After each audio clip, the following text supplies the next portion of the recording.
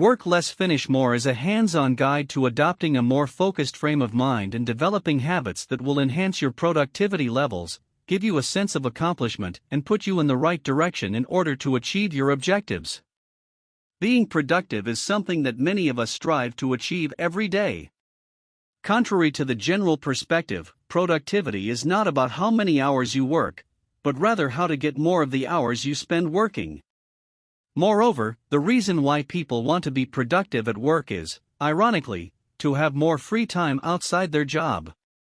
Once you learn how to get the most out of your input, you will see that both the professional and personal areas of your life improve as a result of better time management and higher work quality. Now, many of us fall into the trap of working longer hours in hope that we will get more things done. Keep in mind that being busy does not necessarily mean that you're also productive. Although accomplishing things might feel rewarding, you don't want to become a workaholic, right?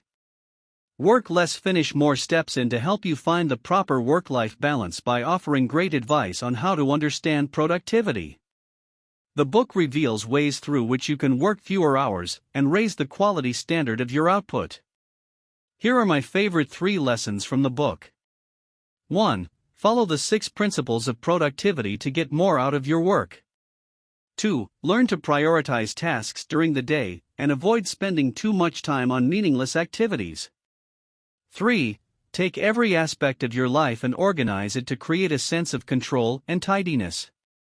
Lesson 1. There are 6 principles of productivity that everyone should follow. Similar to science, productivity works based on principles. The first one is the Pareto principle from mathematics, which states that 80% of the effects come from 20% of the cause. Identify what is it that matters most in your work and focus on that. For example, stop checking emails more than twice per day, as they are not relevant for your ongoing work.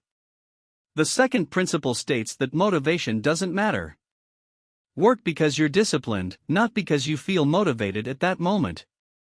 Keep in mind that motivation is the result of hard work, not the cause of it. Thirdly, learn that your willpower doesn't work. Create an environment that fosters learning and allows you to focus on your work, not one that is filled with distractions, such as a phone or sweets, as you are extremely likely to give in once you see them. The fourth principle is that multitasking is a myth. Focus on just one chore at a time, and you will notice how you'll become more productive. Big achievements come from small actions, according to the fifth principle. Shape your future by taking action in the present, and notice how small actions, such as making your bed, will make you more disciplined and productive in time.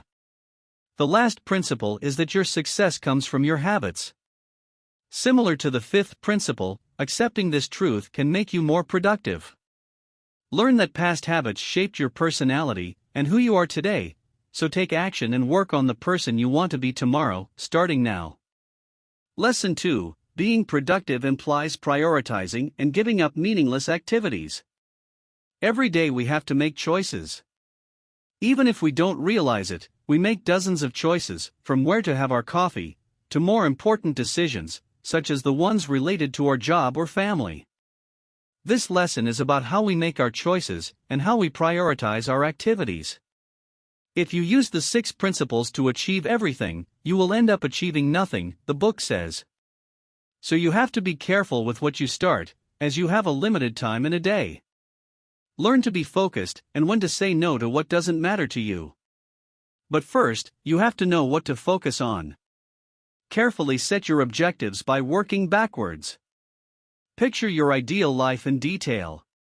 Then picture your current life. The gap between the two is what you should focus on. Then, don't let anything distract you from achieving your objective. Moreover, try to split it into micro-objectives and a deadline for each. Oftentimes, when we are really ready to take charge of our life, many obstacles pop up. Haven't you noticed how whenever you're free, no one calls, but when you start working, you get dozens of messages?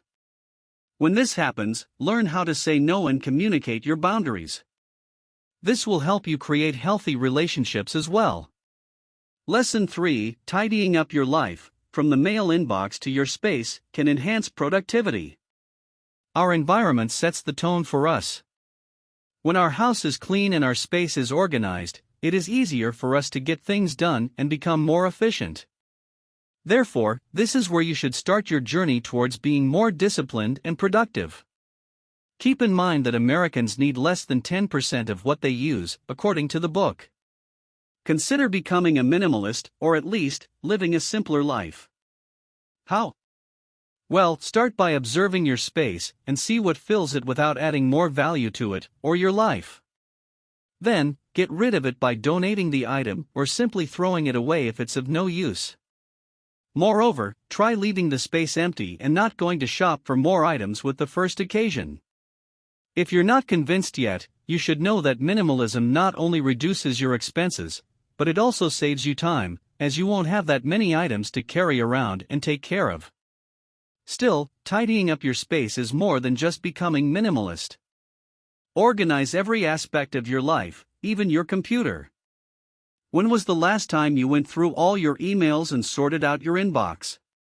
Or optimized your computer not just because it crashed? You should consider clearing your virtual space too, if you want to become more productive. Lastly, declutter your space and design it in a way that speaks to you and helps you engage with your work. Thanks for your listening.